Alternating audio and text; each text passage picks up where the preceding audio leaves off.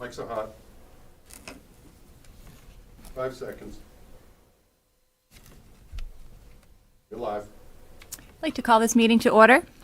This meeting of the Town of Auburn School Committee is being conducted in person and is being recorded by Auburn Cable Television. All are welcome to join us in person at 5 West Street. All supporting materials that have been provided to members of this body are available on Auburn Public School website. The public is encouraged to follow along using the posted agenda. Thank you. I'd like to stand for the pledge. Pledge allegiance to the flag of the United States of America and to the republic for which it stands, one nation, under God, indivisible, with liberty and justice for all. The vision of the Auburn Public Schools is to educate and prepare students for the opportunities and challenges of a changing world. Our commitment: we will create, maintain, and support an environment that fosters a sense of belonging for all students in our schools, respecting race, color, sex, religion, national origin, sexual orientation, gender identity, homelessness, poverty, spoken language, and ability. All right, citizens' comments. Per school committee policy, speakers are allowed to speak up to 3 minutes to present their material and must begin their comments by stating their names and town precinct. Do we have any citizens' comments? Hello, Mrs. DeLuca. My name is Allison DeLuca, and I'm speaking as a resident of the town of Auburn. My address? No, that's Okay. fine.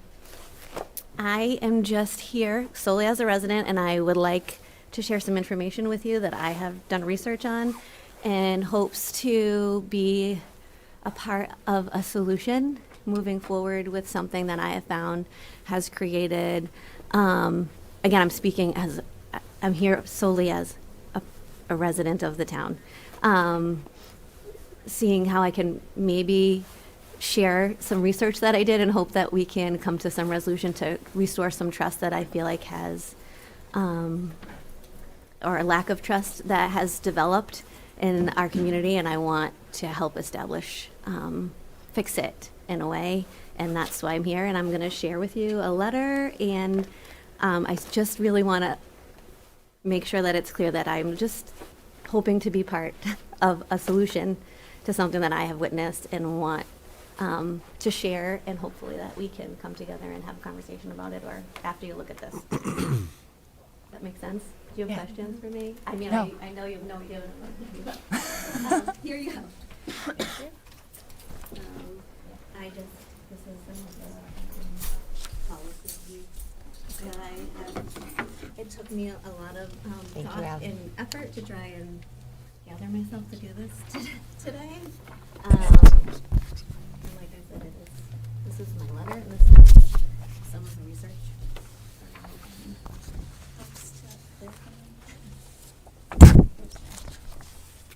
You're doing great. And when I requested information, it is solely to move forward and to see how we can maybe change policy or evaluate what we do and how we can make it Thank you. better and involve stakeholders. And people. Did you get that? I have no idea. Did I forget that too? Yes. Okay. Yes. Thank you.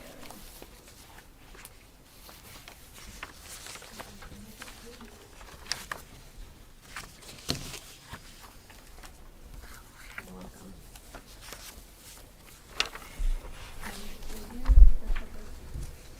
Sorry? Do you have any questions, or am I good to go? Yeah. I'll read it. All right, thank you. Thank you. Thank you. Thank you.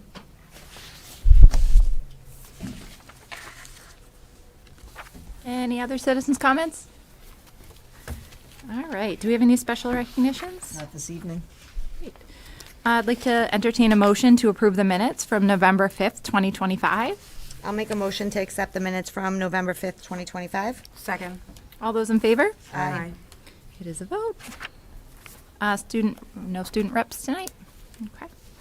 Superintendent report? So first I want to welcome Piper this evening. We did welcome you at the last meeting. Piper's going to serve as our sitting member, our student member of the committee moving forward, so we're excited to have her tonight, so welcome. So we'll move on now to our student spotlight. We have Mrs. Fontaine here with several of her students, so I'll let them introduce themselves. If you'd like to come on up and talk about your spotlight project with Dr. Lopez. I know you already know many of our kids, but I'm very excited to present 3 great students and a wonderful teacher, Mrs. Fontaine. I have Bentley, Izzy, and Cecilia, and I'll let Mrs. Fontaine explain a great combined lesson that really brought to life a lot of great learning for these students, and I'll let them explain all of that. So I'll leave it over to Mrs. Fontaine. Thank you. So in 5th grade, we have been learning about volume in our newly adopted iReady math program, in addition to physical science. So the timing of the construction here was actually really great in that it allowed for us to look at a very real-world, meaningful experience where they could see that their math skills, their science skills, and also their empowering writing skills were applicable here. So behind me, I have 3 of my math students. I have Bentley, Izzy, and Cecilia, who would like to share a little bit about their experience and what they've learned. First up, we have Bentley.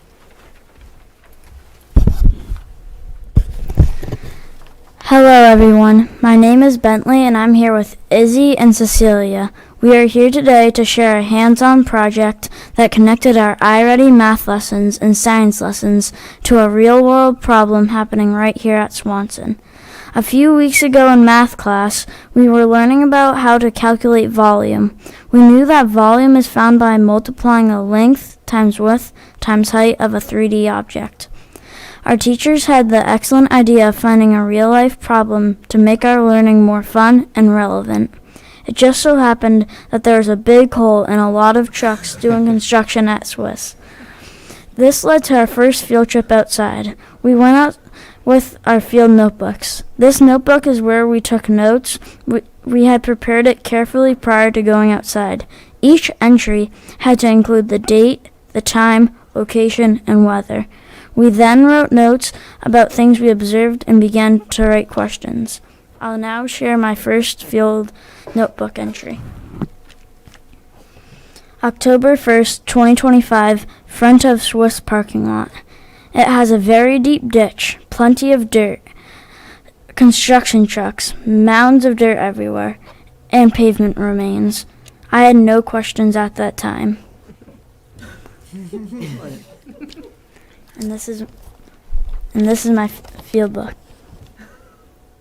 Cool. Great. Nice.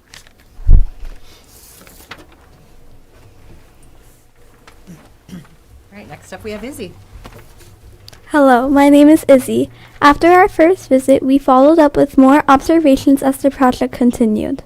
Our next observation was about a week later, where we had followed the same format with notes and observations. We even had pictures to reference for each entry. Then, about 20 days from the start of the parking lot project, we went out once again. There had been a delay in the work because they were trying to decide whether to do a bigger project or a smaller project and then continue with it a few years later. What they didn't realize was that the problem was much bigger than they had thought. They had to reassess the functioning of the existing yellow tubes and their ability to drain water the way it needed to be. I'll now share my second and third field notebook entry.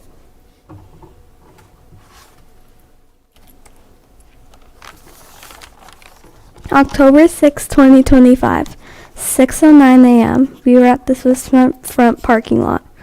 The hole had looked deeper, and it looked about 15 to 20 feet. There are no more of the broken yellow tubes all around the site. There are black tarps mixed in with the dirt, and the hills of the dirt got bigger. The hole looked bigger on one side than the other, and there are big chunks of pavement on the side of the hole. The hole was smaller because it got filled in more. There were new yellow tubes, and there are still black tarps on the side. The hole looks wider, and it smelled like dirt and steel. This is my notebook.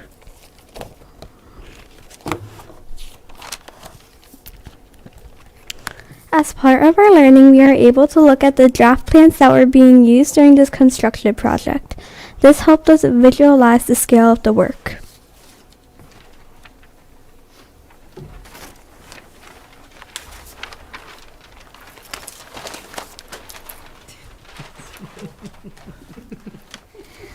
This is the front of the plans.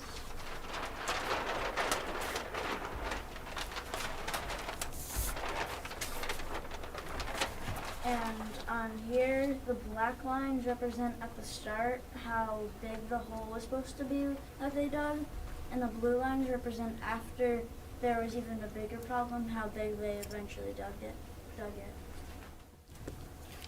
I needed you to come to my presentations to the school committee. Never heard it talk in such a positive light. Do such a great job. Hello, my name is Cecilia. To get a better understanding of the project, we invited Mr. G to come to our classes and explain what was happening in the Swanson parking lot and what he needed to fix the leaking. More importantly, how to complete the project before winter. Our volume estimates versus reality. While he was in class, we shared our estimates of the volume of the project based on our observations and what we thought the dimensions were. We were so wrong. Our estimates were very small, ranging between 648 cubic feet and 3,000 cubic feet. The actual measurements were 52,500 cubic feet. Sadly, we had hoped throughout this project that it would end up being a pool with an awesome diving board. That didn't happen. Instead, Mr. G explained how everything works and how the problem originally started with water drainage. He also explained the purpose of different equipment. The biggest and most important thing that we learned throughout these lessons is that it's crucial to take your time with whatever work you're doing and not to be careless, because careless errors can eventually cause bigger problems down the line. This was part of what we saw with the drainage issue at Swiss. At this time, we can take any questions. Ask Ms. Fontaine. Very good. You should have brought them. The numbers and everything. Excellent, excellent. Excellent. I agree. You kids feel like you have a better grasp of volume Yeah. after this project? Through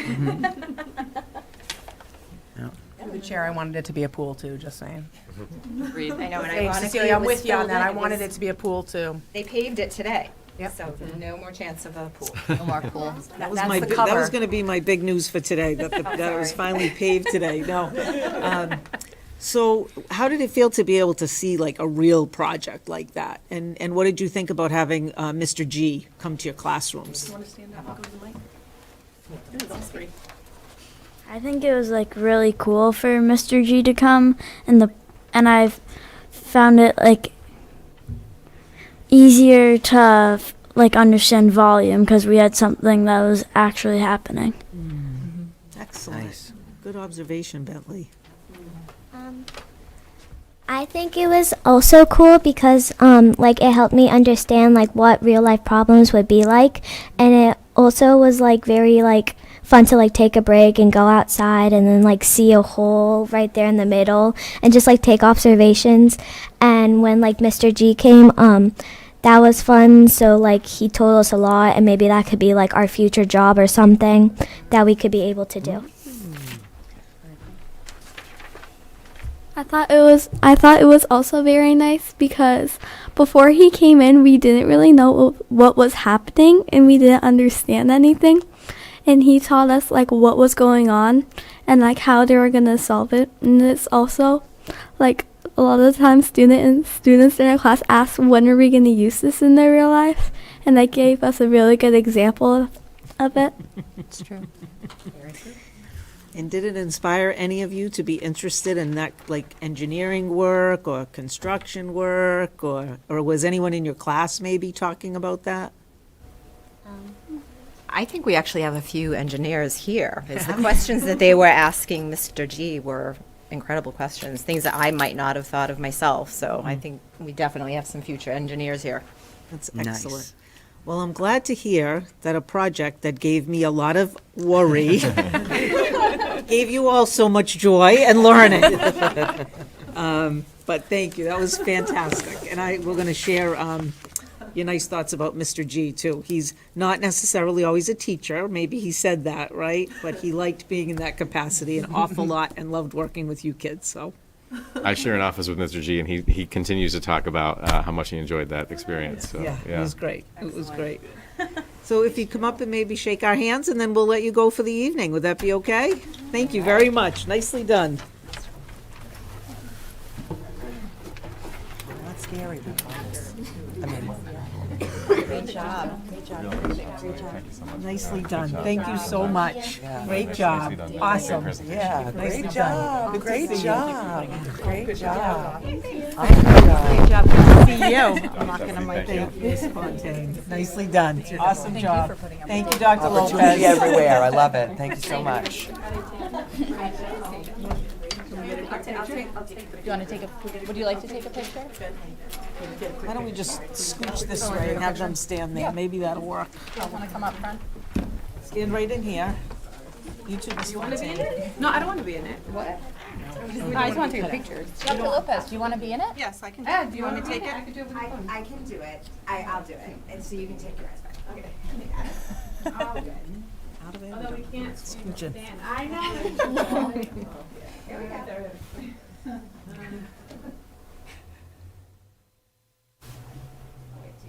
gonna put it in front of you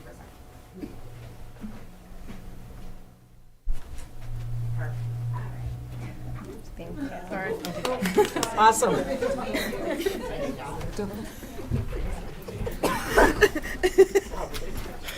Thank you. You guys are all free to go. Unless they want to stay. Unless you want to stay. Okay. Carrie? Yep. Yep. So we're Thanks, gonna everyone. Thanks for have coming. a good night. We're gonna go a Good little. night. Thank you. Have a good night. Have a good night. Thank you. We're just gonna move down to new business. We have Miss Cox here. Yes, thank you. So this evening, we have Carrie Cox, our new Director of Pupil Services. Not really that new anymore, right, because we're into the school year, but thought it was a good time for her to come and say hello, introduce herself a little bit, and talk about her time here in Auburn. Yeah, I mean, that's hard to follow. So, I'm Carrie Cox. Nice to meet everyone. Before I came here, I was in Westfield. For the 5 years before I was here, I was a special education supervisor. I oversaw grades 5 through 8 for 3 years. So I went back and forth to each school, and then grades pre-K to 4.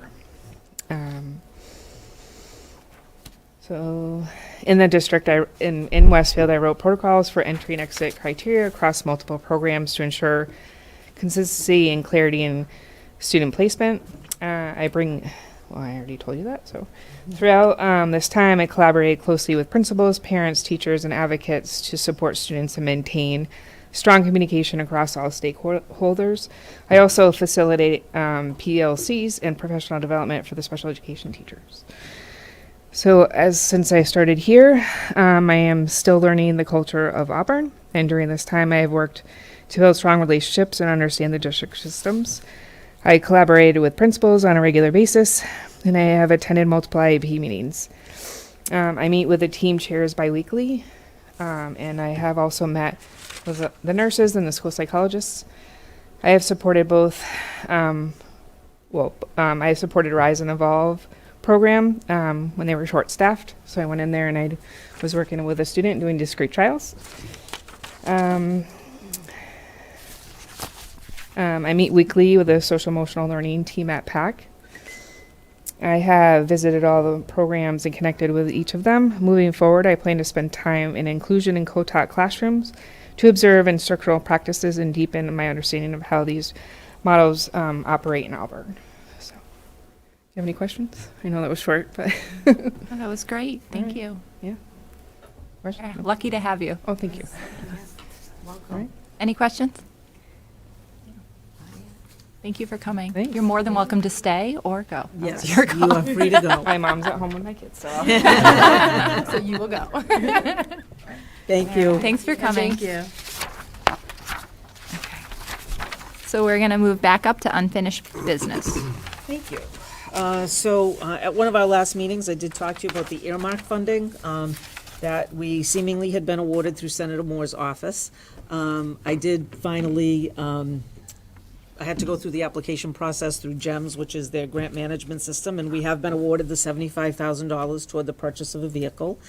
So I'll be working with Mrs. Stanek and Mr. Gregoire for the purchase of a 12-passenger van that can be used by Encore as well as Rise and Evolve, and in some cases, some of our clubs. There are some times that we have, a small group of students that might go to the State House, and it's always tricky with transportation because they can't take them in their own vehicle and they can't park, they have the parking garage, all those issues. It's going to give us a lot of flexibility versus having another bus like the small buses. So it's going to be much smaller, a little bit easier to navigate for folks. So we're excited about that. So once we get it, we'll let you know. We'll have the Auburn logo on it and all of that.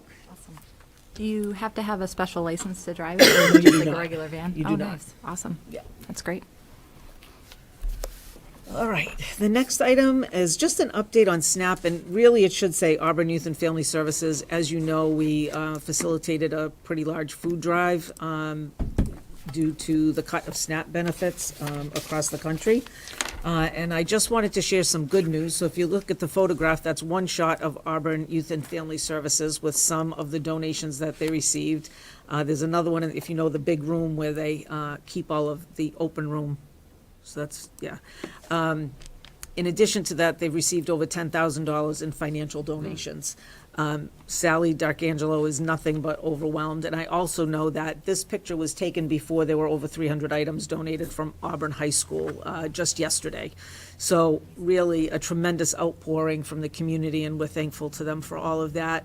And Sally and her team are working furiously to get these items disseminated to families. So just really a tremendous amount of support. So I just wanted to say thank you to everyone.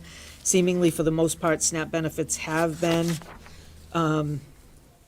now given out to families, and hopefully that will last and there won't be any changes to that. It's hard to keep track of where some of those federal initiatives stand. But at this time, seemingly our families are in better shape than they were at one point. So we're happy to hear that, and happy again for the outpouring of support from the community. The next item we return to is the FY27 school year calendar. We spoke about this at the last meeting. There was an error in what I had that moved us to the last day at June 21st, and there was a lot of discussion by the committee to see if there were some other options. At this point, some have been explored. Seemingly, it's still going to be a later end to that FY27 school year.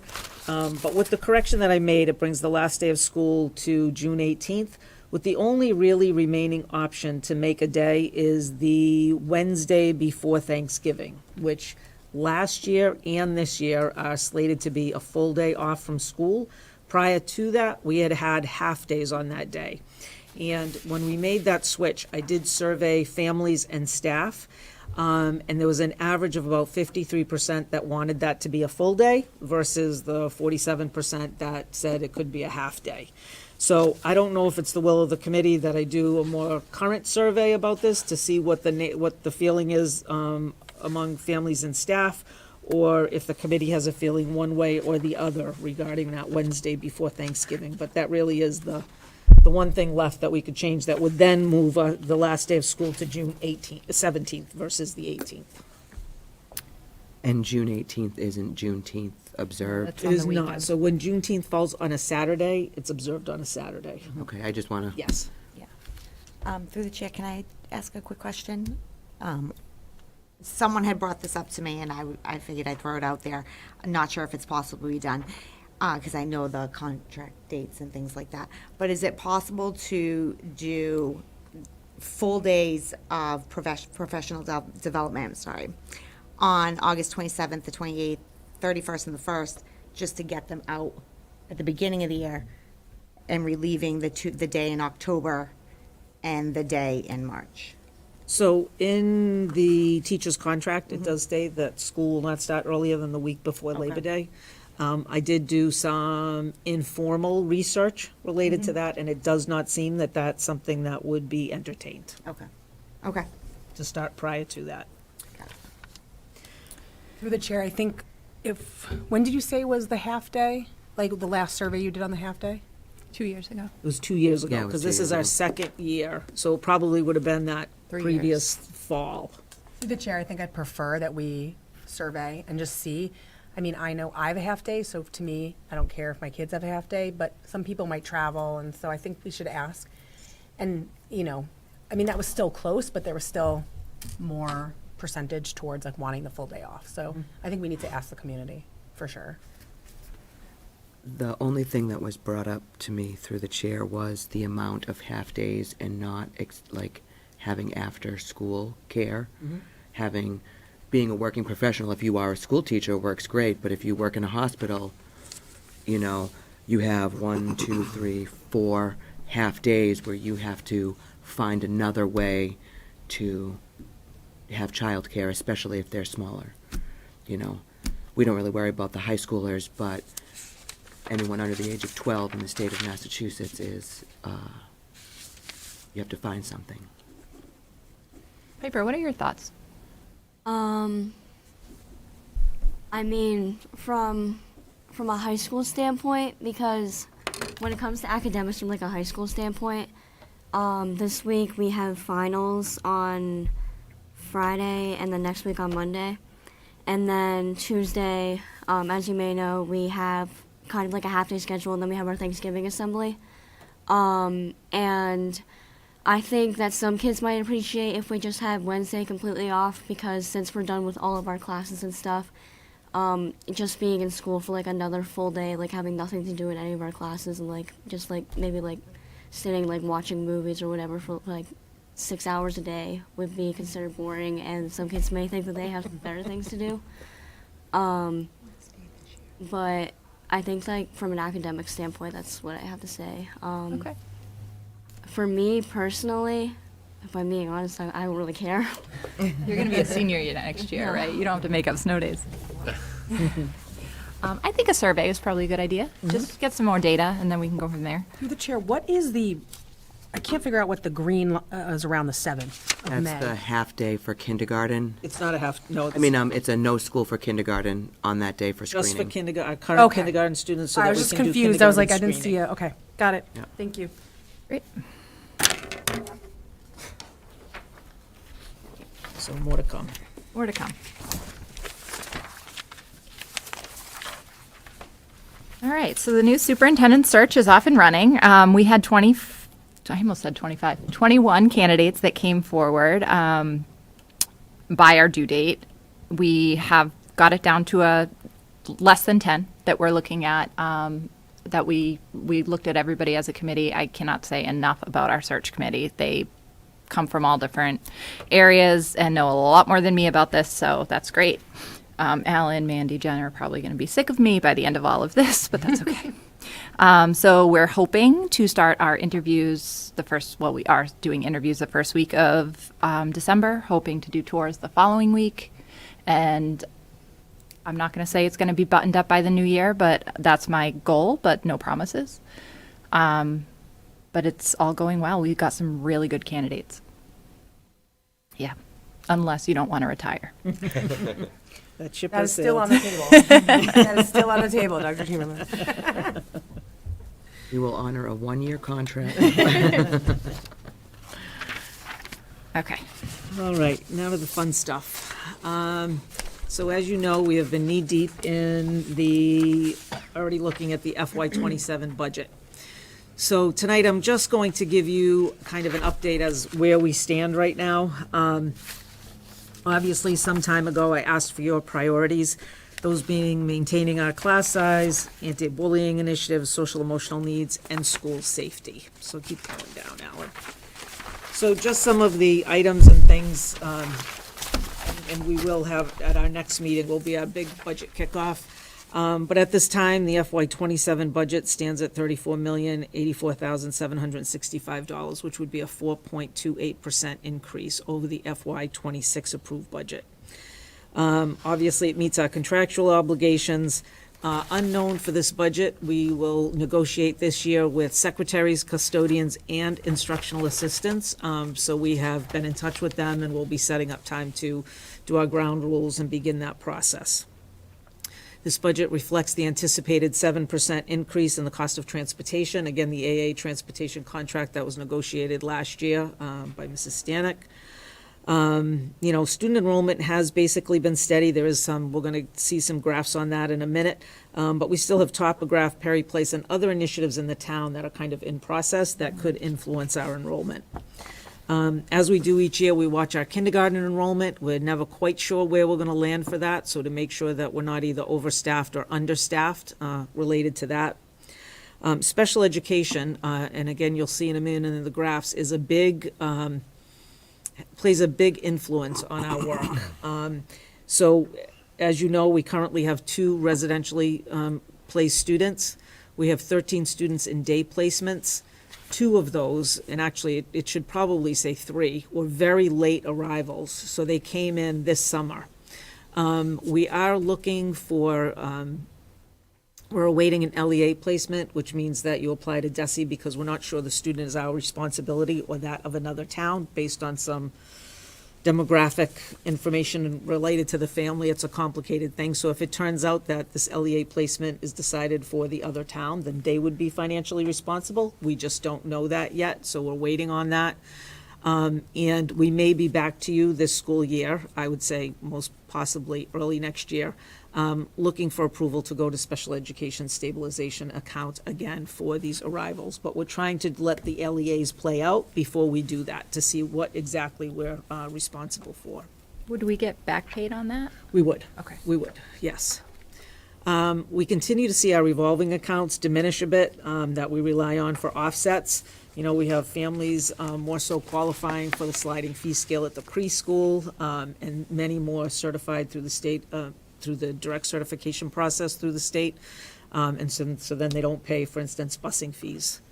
As we all well know, there are many families financially struggling right now. State aid and grant funding is still unknown. There is great concern for the title grants along with IDEA funding for FY27. If there were something to happen with that, we would not be in a boat alone. We would be in a boat with every district across the state and across the country trying to figure that out. So there is still uncertainty about that. And we are still in the process of making sure that our offsets are accurate and sustainable. So we're working on that. As far as new positions, it won't let you scroll? No, I did. Oh. Yeah, I'm there. Oh, there we go. Sorry. We're not requesting any new positions for FY27. What are the implications for current staffing in the budget as it stands? We have a foreign language teacher retirement at the high school. That position will not be refilled. We have a foreign language retirement at AMS that will not be filled. We're potentially considering a transfer of a teacher from the middle school to Swiss, which would eliminate one position. Swanson Road has 2 teacher retirements. One will not be filled, and we're trying to figure out enrollment-wise if the other one will be or won't be. We still need a little time on that.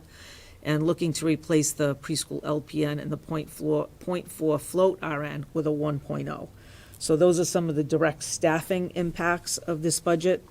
And so the next steps will be that at our next meeting, we'll have budget presentations with the leadership team. December 19th, we'll give the committee time for additional recommendations and discussion to happen once you've had a chance to review things again. And then by January 7th, we have to have a vote for the draft budget to go to the town. And just additionally, you have a graph in here related to our enrollment. The high of our enrollment was in 2018, and we've been hovering around 2,500 since then, down to 2,444. If you go down to our special education population, you'll see that just from last year to this year, there's been over a 9% increase, which we know of a number of 400 special education students across the district, which is a tremendous increase if you look over the last 4 or 5 years. And what we're also finding is, in large part, these are not students with moderate disabilities, but our students with significant disabilities have increased tremendously in the level of need. And so therefore, that's where you run into the need for staffing and support services and all of that. And this is just some historical budget data. So, last year we asked for a 3.81 increase. The year prior was 4.5. Year before that, 4%, 3.52, and so moving forward, looking at 4.28. As we know from our experience last year with all the uncertainty around state aid and all of that, I suspect that that's not where we'll land. I would imagine that we'll be back looking at a different amount come maybe February, but that's where we stand right now. We've been collaborating with the town and meeting with them, and hope to do so again in the coming weeks, to look at where they're at. They start their whole kickoff later than we do, because yes, we are indeed the much largest department out of the town, and we have a lot more moving parts, so we start earlier, so there'll be more to come with all of this, but just wanted to kind of give you an outline of where we stand right now. And so what does this budget at this point do for the students and staff? It keeps our class size, maintains programming to provide training and support to eliminate bullying and all those social emotional things, and the safety of our kids. But it does level fund all supplies, materials, and resources, and we do show a decrease in our professional development funding for that year. And I will tell you, just to be clear, that when we level fund our supplies, it basically is a cut because prices are going up, right? So we know that. So how do we decrease the draft budget amount, right? Decrease staff or resources, or generate revenue. And the only way we can generate revenue is increasing tuition or fees, or increasing the number of school choice seats, which is an option too. So I think those are gonna have to be things that the committee considers as we move forward. I know we had gone through some options for increasing some fees, and I also know that there's a reluctance to do so, because as we say, on one hand, our families are struggling, right? So it really is walking a tightrope when we try to bring forward a budget that's responsible to all the different parties that are involved. So there's much more to come, but I welcome any questions you have at this point, and again, we will have a full draft for you at the next meeting. One question, I know it says that it's maintaining class sizes, so even with the drops at the high school and the middle school, those core classes aren't going to have higher numbers of students in them? That is correct. And even the ones at Swanson Road, we have at this time, as of today, we have a very small second grade class going up to third grade. Like almost 35 students less than the other grades at Swanson. So that's how that balances, so. Wonderful. You know, we see those, right? We have a year where one particular grade is much bigger or much smaller than others. Great. Any other questions? Are we seeing, through the chair, are we seeing a lot of retirements coming up, or? We are. We have I'm not going to have a solid number, maybe 5 this year, including myself. And I suspect that there'll be additional ones next year.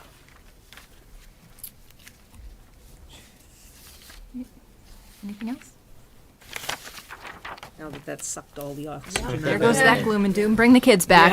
Well, through the chair of the MASC, that also kind of, with the funding and stuff, that was kind of foreseen, so. Yeah. All right, we're moving on to new business. No Director of Pupil Services, so Robert Goddard. Yes, so as you may or may not know, next March there's going to be the Robert Goddard Centennial Celebration here in town. Slated to be a weekend of events, March 14th and the 16th. We'll have school-based events that whole week prior. We have received a request from the Centennial Committee. The initial request was to not have school on March 16th, which is a Monday. In looking at our calendar, we also have that week a half-day on Thursday, and a full which is a professional development day, and a full day on Friday. And so seemingly, I think the idea being is that if the kids didn't have school, then they would all go, they're gonna do a rocket launch up at Packagug Golf Course at about the exact time that Robert Goddard did that. But seemingly, in thinking about this and looking at our calendar and knowing that it's a really big deal for families to change things mid-year, the idea being, or the potential that I'm putting forward to you this evening, is to move the half-day from Thursday to that Monday, March 16th. So it would just be a shift in that time. We can't change the full day on Friday because we already have a speaker coming in that we've paid for and committed to having on Friday as part of the full day. The event at the golf course, they believe will happen around 2:30, which hopefully by then, buses would be, usually our last bus on a half-day, everybody's off and home by 1 o'clock. So we might be able to scooch 10 minutes earlier, the whole runs and everything that day to get everybody home. They're anticipating huge numbers of people in town. And so I did speak with the police department about making sure that we could get help with getting buses through to certain places that day, if indeed it pans out that we have 30,000 people at Packagug Golf Course that day. I don't know, because there are competing events happening in Worcester as well, because he was part of Clark University. So there's a lot of unknowns related to it, but this is one thing that they would like us to try and do to not only open up time for families who might want to go so that they're not missing school, but also to have us tucked away and off the roads once the event really begins at 2:30 that afternoon. And if you have any better ideas, I would take those too. But I feel like being part of the community, I want to respect that there's a very committed group of people putting this event together, and we want to do our part to support things and make sure it's a success. So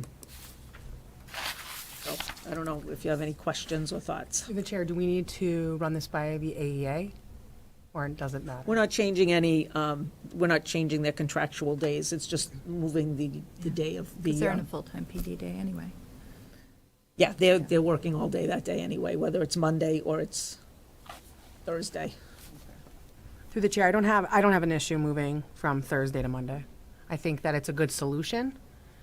And like you said, most kids I think are home by like 1 o'clock, so get the kids off the road and the buses out of the way. I can entertain a motion to move the half-day from that Thursday to that Monday in commemoration of Robert Goddard.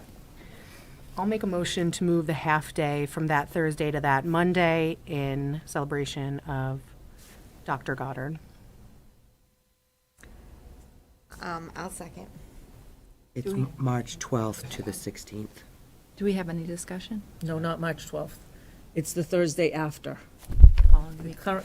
current half-day is the So moving the 19th. the 19th 19th to the 16th. Correct. Okay. Yep. Any discussion? And Dr. Chamberlain, you'll just send out like a... Ad nauseum, I will send out notices Ad that nauseam, this will good. happen, yes, Through the as chair. will the building principals to Yeah. make sure families are aware, yeah. Through the chair, we're not missing anything. We're not rushing on this, right? Like, I don't want to just like do it and then everyone be very upset about it. So my only concern with waiting is Yeah. childcare for kids. Yes. And if we think we're going to do this, and it sounds like the town really thinks well. we should, Yeah. I want to give families enough time Okay. to figure out childcare, because I remember how hard that was. Oh, agree. Agree. I remember that. I just, There are still lots of questions about the event in the chance that we have, 2 feet of snow on the ground. yeah. But again, as we know, you can't predict the weather, right? And so I kind of thought of it as that either way, we're having a half-day that week. Yeah. And so however that event plays out, we're just making a shift by a few days. And we are giving families ample notice, I think, to make any kind of changes that they might need to do. And do we know if our after-school programs were doing after-school care on that Thursday? Could they do that on Monday instead? I will make sure we can if that was the case. Okay. All right, I'll take it up to a vote. All those in favor? Aye. Aye. Aye. Aye, it is a vote. Thank you. Piper, I expect to see you. at the Robert Goddard Don't event. worry, I'll be there. I know. All right, superintendent goals? This is just an update on my goals for this school year. The first goal being related to a formalized data review process at the middle school and high school. That has happened at the middle school. They've resulted in the change of the study skills block that they had there to make sure that certainly our students with special needs are getting additional assistance in meeting their goals.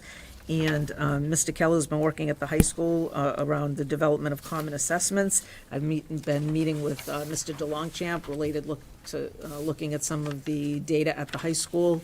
And so I believe that that's in process at this point. The next goal is around developing a culture in which staff members are reflective about their practice using data. So takes place during principal meetings and making sure we're also being reflective practitioners. We've gone through MCAS accountability. We've reviewed what it means for us with the Mahmood and Taylor, which is the parent option to opt out of some topics in schools. We've done some reflection on what our schools and how we respond to that. Each school has now completed a family survey and has distributed that to their families. Some are still being collected. I think the elementaries just went out on the 14th. Middle school and high school had already done that. And then we also had a conversation about data-driven dialogue and how to have those conversations with teachers about data in their classrooms. So we're making some good progress there also. The next goal is a repeat of my previous ones, devoting some of our meeting time to talking about bias, racial identity, and things that happen in our schools. So this is examples of some of our meeting topics. There was, as you are aware, earlier in the year, we had a political issue at Auburn High School. We've kind of debriefed that and talked that through with how we could have done better. Again, Mahmood and Taylor. There have been a number of building-based issues that principals have brought forward as problems of practice. And also, there's been professional development brought in on addressing complex topics with students and staff. And finally, my goal is around observations of teachers, but through the avenue of working with administrators. And so early in the year, we reviewed the teacher evaluation process, which is clearly spelled out in the AEA contract, to make sure that we were all meeting the deadlines and the expectations for that. And I've since been monitoring through TeachPoint, which is the tool that we use, how many walkthroughs have been done. I've reviewed some of the content of the walkthroughs. I've gone back to the principal to discuss the feedback that they've given and kind of discuss that. So making this really a focus of our area, that everybody deserves feedback so that we're always in that process of continuous improvement. So I welcome any questions anyone may have at this point. Any questions? Through the chair, for professional practice goal 4D, where it says action during principal meetings encourage reflection on practice, and that the teachers in their building to focus on continuous improvement. Who are you encouraging reflection on practice? Is it the principal that you're encouraging them to reflect on practice, or the principal and the teachers? Well, so I work directly with the principals, right? And through that avenue, my hope is that then they're doing the same thing with their teachers, and we have those conversations about that. Other questions? All right, thank you.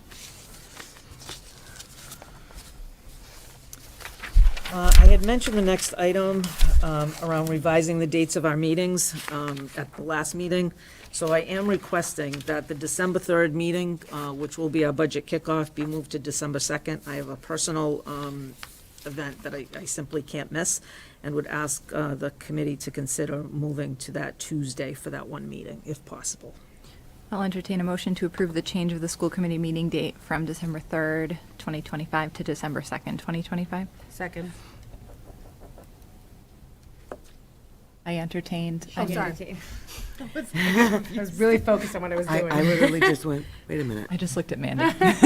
She looks at me, I'm like, why is no one saying anything? I'll make a motion to approve the change of the school committee meeting date from December 3rd, 2025 to December 2nd, 2025. I'll second. Thank you. What if they give me decaf? All those in favor? They might. Aye. Great. Thank you. No Thank problem. you very I much. don't know, I seconded it. Much appreciated. All right, Green Dome. The Green Dome. As many of you know, if you see outside Auburn High School, for the last 4 years, community donation and volunteer efforts, they have saved the Green Dome, which was the top of the old Auburn High School. They've now had it completely refurbished, and they abated lead paint, and they now have an information kiosk, a park bench, and they've refreshed the landscape. So on Sunday, November 23rd at 1 o'clock, they will have a dedication ceremony. You're all cordially invited to attend, and wanted the community to know that as well, that they would welcome any support. So we appreciate all of their efforts. It took a long time and collecting a lot of pennies for them to get the money that they needed to do that. So it was a lot of work, and they deserve a job well done. Looks beautiful. And the last item is just sharing the Auburn Chamber of Commerce mini grant recipients over the last couple of weeks. Thankfully to all these people and many more that applied for the grant this year. They really had a nice number of folks that applied. These were the ones that were awarded, and they do it like the Publishers Clearinghouse, where they show up at the teacher's classroom with the big check and the balloons, and people are awarded their prize. So everyone is very appreciative to the Chamber of Commerce, who I'm sure they have a number of the amount of money that they have donated to our schools, but it's just a tremendous resource and a tremendous partnership that we have with them, and we appreciate the support that they give us and the work that these folks took, and others, to fill out the application to get the grants. So, and if you notice now, they are $500. For a long time, they were $250, and they have increased that. So we appreciate all that. So thanks to everyone. All right, Mr. Keller, teaching and learning report. All right, so tonight I have the pleasure of talking to you about competency determination. I did not prepare a slide deck like I know you all look forward to. Instead, I hand wrote some notes on that first thing there. So I'm going to walk you through a little bit about what we're talking about tonight in terms of competency determination, and then I'll go over those materials. So first and foremost, as you all are aware, Massachusetts, as I believe you're aware, Massachusetts state law requires students to satisfy the requirements of a competency determination in order to graduate high school. Competency determination is one of 3 requirements in Massachusetts, the second being they have to meet local graduation requirements, which of course we as a district set. And the third one is for students with disabilities that they receive what's known as FAPE, which is a free and appropriate public education. So competency determination in a nutshell is based on academic standards and curriculum frameworks through grade 10 and represents a determination that students have demonstrated a mastery of Common Core skills, competencies, and knowledge. Beginning in 2003, the way that we determined competency determination was through MCAS. And so that's a little bit of back in time, and I'll walk you through kind of what has happened since then, right? As you all, I think, know, in November of 2024, there was a ballot initiative that passed. So voters approved the ballot question eliminating the use of MCAS as the sole basis for meeting the state's competency determination. So the Board of Elementary and Secondary Education voted, received feedback from people in the state on new regulations. So in July 17th of 2025, they released these new regulations to districts. They were updated on August 6th. So there's been a lot of working really hard, trying to figure all this stuff out, how we're going to meet the competency determination. So there's basically kind of 3 ways that we're looking at this. The first is there was a short-term measure. So once this ballot initiative passed in November, you all approved in January of 2025 the first piece of paper that you have with my handwritten heading at the top, which is how are we going to make sure that the students that are currently in high school are meeting this competency determination. So on the back side of that paper, you'll see those 3 bullet points, which at the time was said, receive a passing grade in the equivalent of both grade 9 and grade 10 English classes, receive a passing grade in the equivalent of Algebra 1 and Geometry, and receive a passing grade in Biology. So that is what's currently in the program studies for how we are approaching this. So that was the short-term solution. Medium term is the policy that I'm going to talk to you about, which is IKFE, and I'll get to that in a moment. And then in terms of a long-term focus on competency determination, Governor Healy pulled together a K through 12 statewide graduation council that is currently working. Their timeline is December 1st, which is obviously forthcoming. The initial report is due to the governor. They've had information out for public comments that you can find on the DESE website about what that new competency determination may look like and graduation requirements. The final written report is due to her office with recommendations on July 17th of 2026.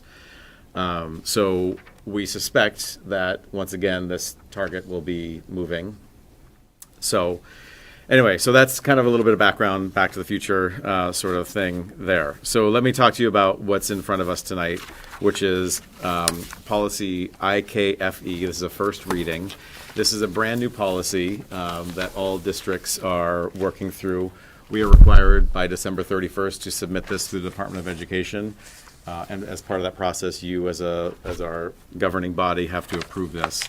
So tonight is a first reading. So competency determination submission and process is that students must show a mastery of skills and satisfactory completion of relevant coursework. So I have had extensive conversations, as has Dr. Chamberlain, with Mr. DeLongchamp, Mr. Walton, department leaders at the high school. High school staff have been having these conversations in their department meetings. I've had a conversation with Ashley Isgro, who's the leader of the English learning department, as well as special education, Ali DeLuca, who you saw earlier tonight. Ultimately, we have to make determinations on what we think will lead to students demonstrating that mastery. The other things that are required of us is that the additional considerations are how are we going to make sure that students with disabilities can meet these standards, English learners, I talked about that, late enrolling students, so somebody who moves to Massachusetts, say in grade 10, grade 11, and they haven't taken the courses. We also have to look at appeals processes. So ultimately, Department of Education says that each district must develop this policy. I mentioned it has to be approved and it has to be posted on our website once approved. So let me walk you through the document now that I've given you a little bit of background. Any questions on that stuff before I dive into ultimately what we're proposing here tonight? Okay, so first and foremost, the class of 2026, their competency determination is met by the MCAS administered prior to January 2025 in ELA, Math, and Science. So if they pass that MCAS, they are in good shape. So what we're talking about ultimately is the class of 2027 and beyond. And so we had three options as districts in Massachusetts to look at either a final assessment that students take in the courses, English, Math, Science, and History, a portfolio, or an equivalent measure. And so the proposal, after much discussion, will tell you that a lot of conversations with surrounding districts and communities about how they're approaching this, as well as talking with the people who lead the departments. So the proposal is to have, as our competency determination, is to have passing grades in English 9 and 10. So we're required to have 2 full-year courses.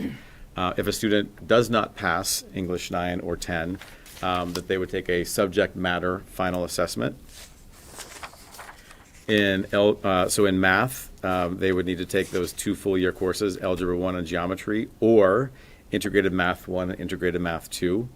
And if they do not pass both of those courses, that they would take a subject matter final assessment. They're required to take 1 full-year course in science, either biology, chemistry, or physics. And if they do not pass that course, that they would complete a subject matter portfolio. So in English and Math, I talked about a final assessment. In the science, it is a portfolio. And the same is true of social studies. So U.S. History 1, U.S. History 2, or AP U.S. History. That's a 1 year, 1 full year course, 1 year full year course. They would, if they do not pass that class, then they would complete a subject matter portfolio. So, you know, the conversations around final assessments or portfolios, we had a lot of conversations around that and talked about, do we have a final assessment? And I suspect you might be wondering why we're not going with the final assessment. And ultimately, the conversations we had were feeling as though, and Dr. Chamberlain mentioned this a moment ago, working on building up our assessments over the course of the year and having students pass those assessments and the different things that they do in the course that are measured and of course are replicated in the curriculum frameworks. Truly, and if the child is passing those courses, then they are showing that proficiency as opposed to one final assessment and kind of putting all the weight in that. And so that is what has led us to making this proposal for our competency determination. I'll pause there, and then I'll get into some of the other pieces on that. Any questions on English, math, science, and social studies? Through the chair, I do. When you say subject matter assessment, you're saying a test? Yeah, a final assessment, yep. So would it be like a final exam for said graduating student? Yes. Only if they didn't pass the course. Right, right. Yeah, I'm yeah. saying we're having some difficulties, so you're gonna give them a test on what they haven't been able to pass for 2 years to determine that they meet the requirement to graduate. Well, it would be for that 1 year. So let's say they passed English 9 and then did not pass English 10 as a course. Then at the end of English 10, we would give them that final assessment on English 10. Yes.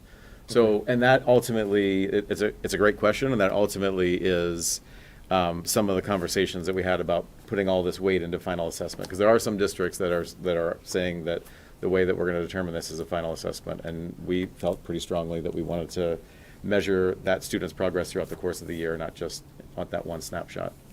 Right. I just know that anything that says exam, test, or whatever, that is a heightened sense Yeah. of fear and anxiety, and they're already, they're teenagers with the hormones already, and now you're going to be like, so if you don't pass this, Yeah. Through the chair, which I am tonight, they are going to have more than one chance to take They this are, yes. course before. Yep. And so this is at the end of grade 10, right? And so then there's an opportunity, and there is appeals process, and there's a variety of ways that we will support that student to make sure that they can get to that point. But right, yeah. right, okay. There's also been, over the last several years at Auburn High School, a push to make sure that we have lessened the number of students who are failing through interventions with kids, right? Right. So that's where the teacher has to be really in tune with, as a student starts to show signs, right? Right. There has to be that picking up along the way. And they've already laid some of the foundation for that in our classes to lower the number of students who are failing. Yeah. No, I know you're not going to just wish them the best of luck and just, Yeah. I understand that. This is a test. Oh, but you can show us that you know what physics is by showing a boat that can sink and fall and volume that you've done throughout the year. Mm-hmm. You know what I mean? Mhm. You've already done the work. Yeah. It'd be hard to do a portfolio, I'm thinking, for math. Yeah. I mean, But English is writing, right? Or writing but- learners or whatever it's called. I'm going to say it wrong. Yeah. Yeah. I don't know, I trust I'm sure we brought this up to the English department. The chair, is this something that the English department is going to work on together? It's not going to be individually teacher-based, right? Correct, Okay. yes. They've actually designed Perfect. the assessments. I mean, all of our students are going to pass, so we don't even have to have this conversation. I'm just going to open Pandora's box just Well, a that's- little bit and just go, okay, Yeah, that's the fair. student showed up in grade 11 with nothing. What do we do for that Yeah. student, Yeah. Maybe knowing how many kids fail would be good to know, Mhm. like what our statistics are. It's going to be 0.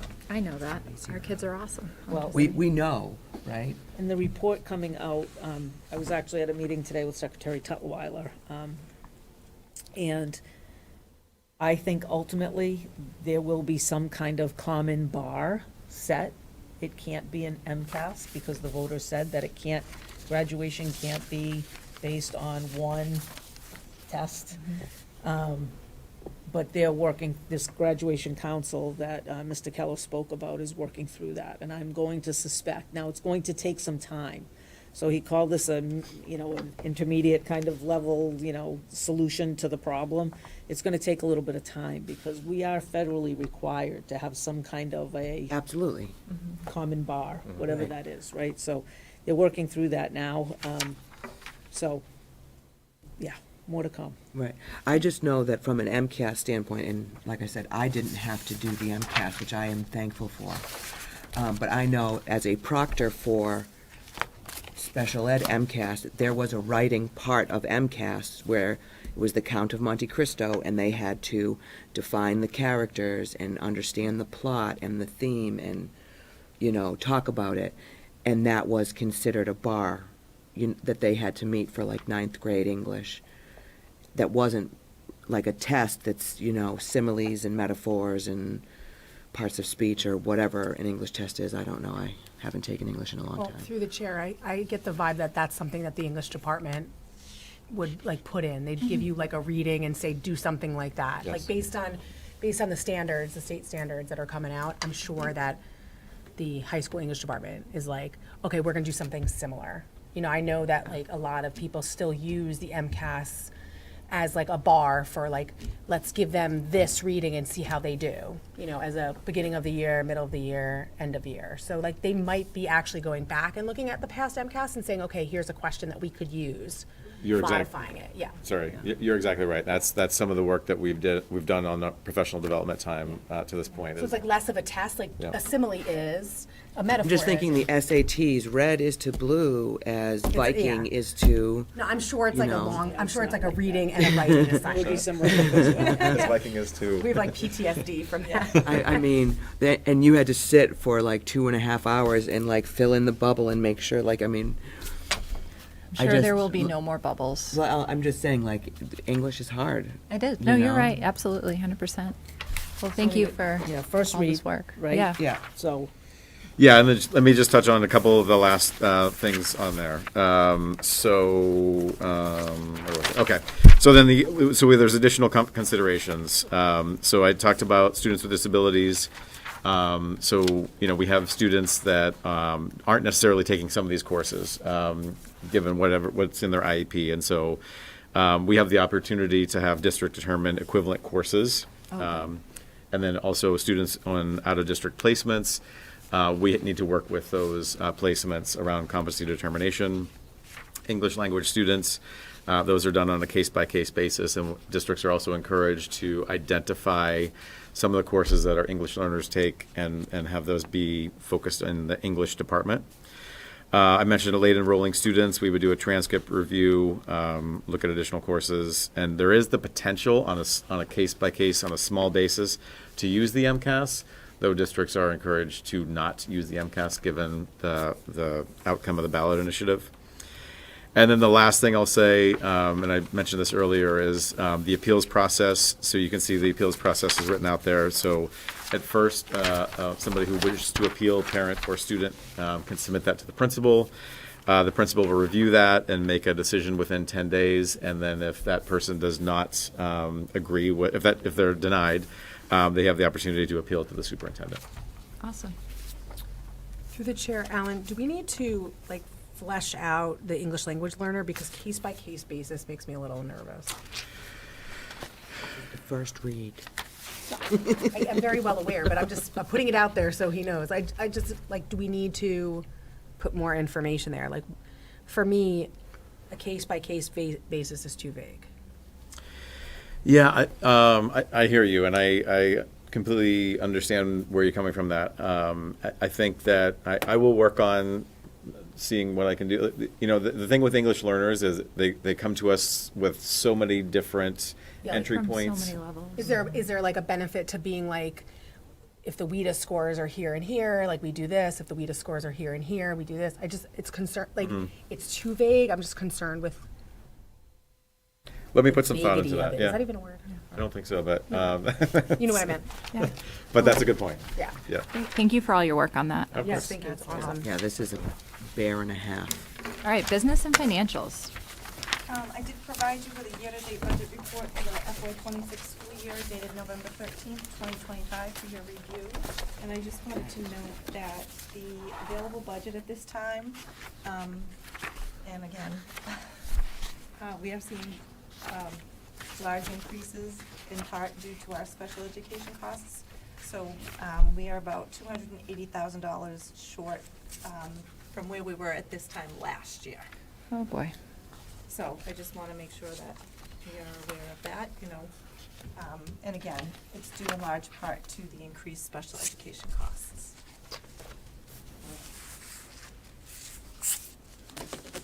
Way to end on a positive note, Mrs. Stanek. Yeah, thanks, Jen.